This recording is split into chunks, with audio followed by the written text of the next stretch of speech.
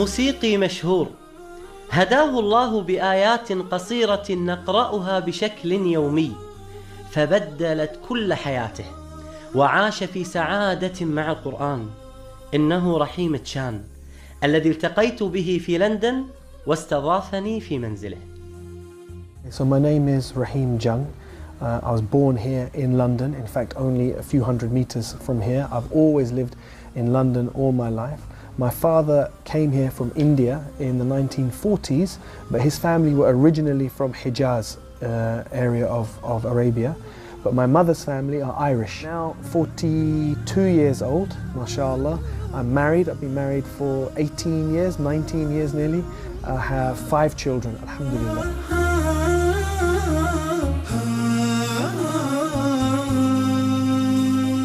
كان رحيم مغرما في الموسيقى حتى أنه لما انتهى من الدراسة عمل مباشرة في الموسيقى مع معارضة أهله.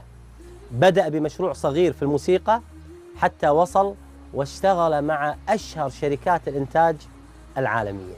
متى بدأ الإسلام ينبض في قلب رحيم؟ For me, it was because of the relationship I had with my closest cousin and my friend. And we lived like this, 2 brothers, all the way up until 18 years old. At 18 years old, every summer we used to go for holiday together. And this one summer we made plan for the holiday. And he phoned me and he said, I've got bad news, bad news. I said, what? He said, I can't come on holiday. I said, no, why not? He says, I have to go for Hajj. I said, oh my God. He said, I know, what am I gonna do? I said, I'll phone your mother.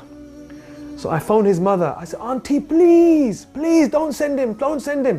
She said, no, he's going for Hajj. He's 18, he has to go for Hajj. I said, no, please, we booked holiday. She said, no, he's going. He said, what can I do? I'm sorry. So I went on holiday with my other friends. He went for Hajj. When he came back from Hajj, he was totally changed. Totally changed. He started to grow his beard. He stopped coming out with us. He wouldn't come anymore to the, to the places where there was mixing and the place where there was music and all of this.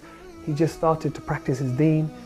But when I used to meet him, he was content. He was happy. Change. My career started to have some problems. My relationships started to have some problems. But my heart started to feel different. When things started to go wrong in the music business, and they didn't go wrong from a dunya point of view. From a dunya point of view, they were very good. But inside my heart, I was feeling more and more depressed, more and more empty. And it got to the stage one day when I really thought I was going crazy. I was at my house, I thought I was going mad. And I remember thinking about God and making a deal. And there were many, many sins in my life at that time. And I remember saying to God, if you help me in this situation that I'm in now, I will give up all my sins for 3 weeks. This was the deal I made with God. And on that day is when I said, and I will open the Quran and I will read it. And when I opened the Quran and I read it on that day, like a miracle, the verse I read in English, after every difficulty comes ease. فَإِنَّ مَعَ الْأُسْرِ يُسْرًا إِنَّ مَعَ الْأُسْرِ يُسْرًا. And for me,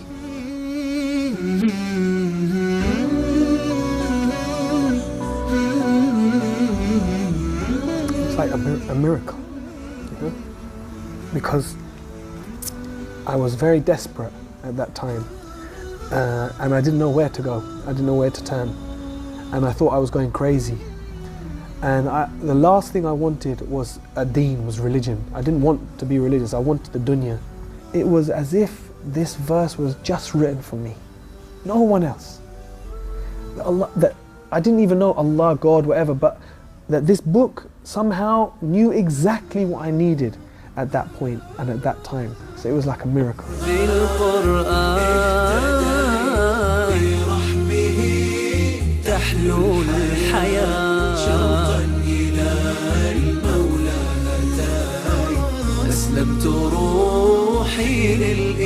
أكبر تحدي واجه رحيم هو رفض أمة لدخول الإسلام، حيث أنها كانت تعتبر كل من يعتنق الديانات منافقا، وخاصة المسلم. تخيلوا معي 17 عاما لم يستطع أن يقول لها كلمة واحدة عن الإسلام. Then when she found out she had cancer, and it was a very bad cancer, only 3 weeks she had to live. For the first time, her heart softened towards Islam, just a little bit. But it was, wallahi, it was a miracle, because it was step by step by step. But the key thing, one of the key things, was she called me one day when she was very close to dying. She called me and she said, look, I don't want to be buried. I want to be cremated. So I said to her, no problem. But I said, tell me this, if you're cremated, who's going to do it? She stopped, she said to me, well, what's the alternative?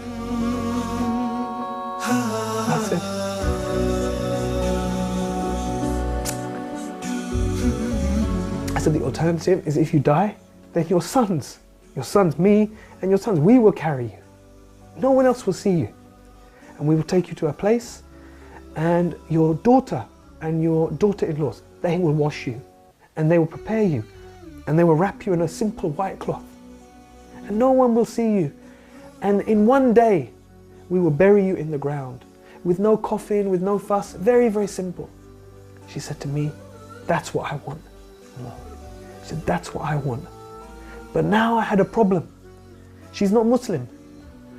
So she phoned my brother and sister and she said, I want a Muslim burial. I would just try very slowly to give her small bits of dawah.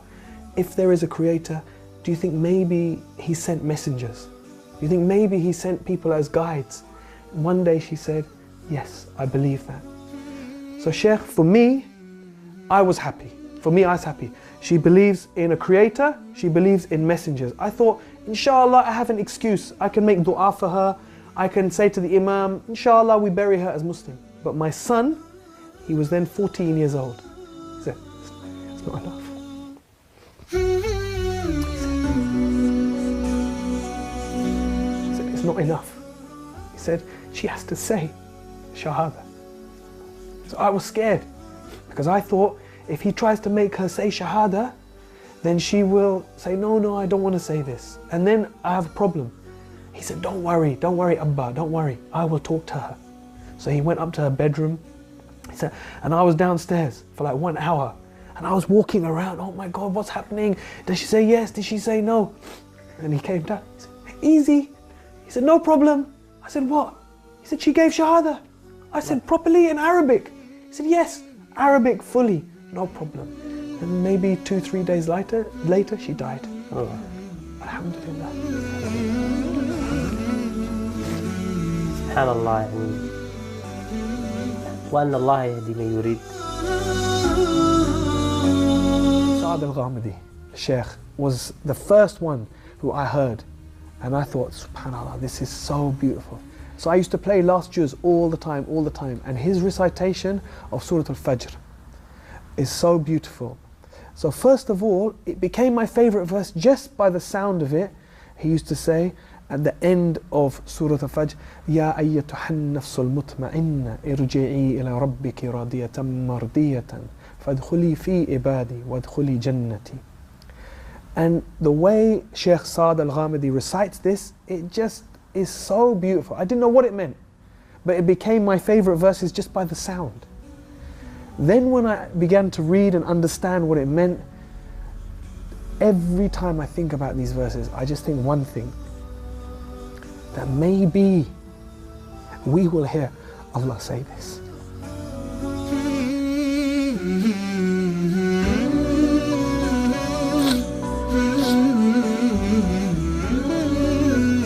That Allah will allow some of us to hear these words, and we will hear these words enter.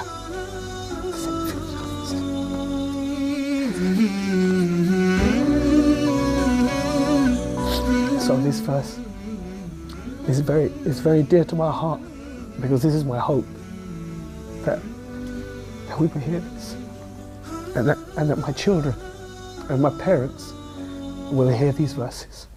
Inshallah.